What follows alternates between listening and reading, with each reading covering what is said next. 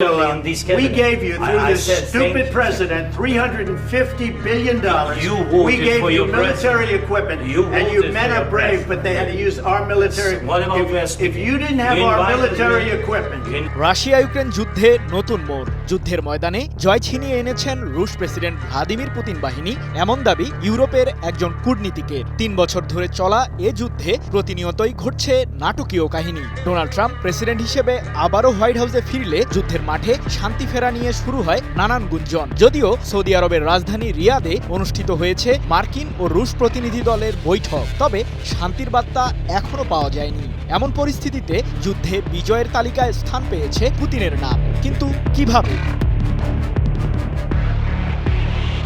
ঘটনার সূত্রপাত ২০২২ সালের ২৪ ফেব্রুয়ারি। ইউক্রেন মার্কিন সামরিক সহযোগী জোট ন্যাটোর সদস্যপদ পেতে পারে এমন শঙ্কা থেকেই দেশটিতে সামরিক অভিযান শুরু করে প্রেসিডেন্ট পুতিনের সেনাবাহিনী।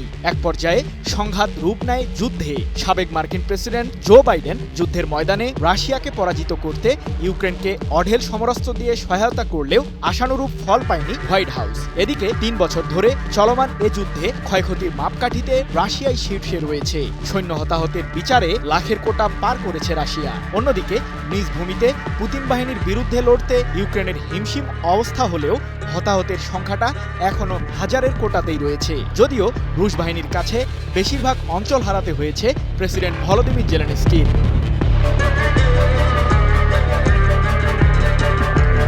বাইডেন প্রশাসন বিদায় নিলে ভাগ্যের চাকায় পরিবর্তন ঘটে ইউক্রেনের। যুদ্ধে শান্তি ফেরাতে এক প্রকার মরিয়া নতুন মার্কিন প্রেসিডেন্ট ডোনাল্ড ট্রাম্প। প্রথমে রাশিয়াকে চাপ প্রয়োগ করে যুদ্ধ বন্ধ করতে আহ্বান জানালেও এবার জেলেনস্কির পেছনে লেগেছেন ট্রাম্প। বাইডেন প্রশাসন ইউক্রেনকে যুদ্ধে লড়তে যত অর্থ সহায়তা দিয়েছে তার সবটুকুই ফেরত চান ট্রাম্প।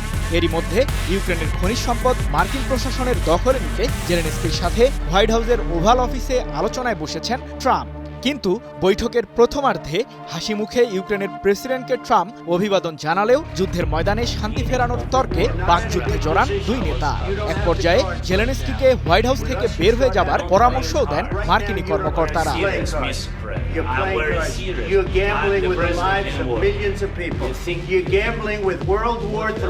তবে ট্রাম্পের কাছে আশানুরূপ বার্তা না পেলেও ব্রিটিশ প্রধানমন্ত্রী কিয়ার স্টারমারের কাছে সাহায্য প্রার্থনায় জেলেনস্কি কিয়েভের পাশে থাকার প্রতিশ্রুতি সহ যুদ্ধ বন্ধে কার্যকরী ভূমিকা পালনের আশ্বাস দিয়েছেন ব্রিটিশ প্রধানমন্ত্রী।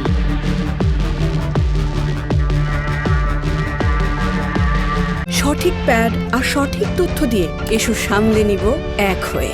Mona Lisa sanitary napkin. এমন পরিস্থিতিতে ইউক্রেনের বিরুদ্ধে রাশিয়ার যুদ্ধকে একটি বিশেষ সামরিক অভিযান হিসেবে আখ্যা দিয়েছেন অস্ট্রিয়ার সাবেক পররাষ্ট্রমন্ত্রী ও সেন্ট পিটার্সবার্গ স্টেট ইউনিভার্সিটির গোর্কি কেন্দ্রের প্রধান কারিম নাইজেল। রুশ রাষ্ট্রীয় সংবাদ মাধ্যম তাসকে দেয়া এক সাক্ষাৎকারে এই কূটনীতিক বলেন, প্রথমে অনেকেই ধারণা করেছিল যে রাশিয়া ধ্বংস হয়ে যাবে, কিন্তু দেশটির জনগণ রুশ সামরিক বাহিনীকে সর্বাত্মক সহযোগিতা করায় পুতিন বাহিনী এখন বিজয়ী। ১ মার্চ এক প্রতিবেদনে বিষয়টি নিশ্চিত করেছে সংবাদ মাধ্যমটি। গত বছরের নভেম্বরে নতুন সামরিক অস্ত্র নিয়ে হাজির হন রাশিয়ার প্রেসিডেন্ট পুতিন, যার ফলে আলোচনা শুরু হয় পশ্চিমা বিশ্বে। ওরেশনিক নামের মাঝারি পাল্লার ব্যালিস্টিক ক্ষেপণাস্ত্রটি শব্দের চেয়ে অন্তত 10 গুণ বেশি গতিতে ছুটতে পারে বলে সে সময় দাবি করেন পুতিন। শুধু তাই নয়, পারমাণবিক ওয়ারহেড বহন করতেও সক্ষম এই অস্ত্র, যাকে প্রতিরোধ করার ক্ষমতা এখনো বিশ্বের কোনো দেশের হয়নি বলে গর্ব করেন রাশিয়ার প্রেসিডেন্ট। আর এতেই অনেকটা চমকে যান জেলেনস্কি। যুদ্ধের মাঠে শান্তি ফেরানোর বিনিময়ে ন্যাটোর সদস্যভুক্তি এবং পশ্চিমাদের কাছে আরও অস্ত্র সহযোগিতা চান তিনি। অবশেষে ট্রাম্প হোয়াইট হাউসের দায়িত্ব নিলে সে স্বপ্নও ভেঙে যায় জেলেনস্কি। এদিকে সাম্প্রতিক তর্কের ফলে ইউক্রেনে রাশিয়ার বাহিনীর দখল করা অঞ্চলগুলো পুতিনের কাছে ছেড়ে দেওয়ার সম্ভাবনা তৈরি হয়েছে বলে মত বিশ্লেষকদের। সৃজন মাহমুদ, নিউজ 24।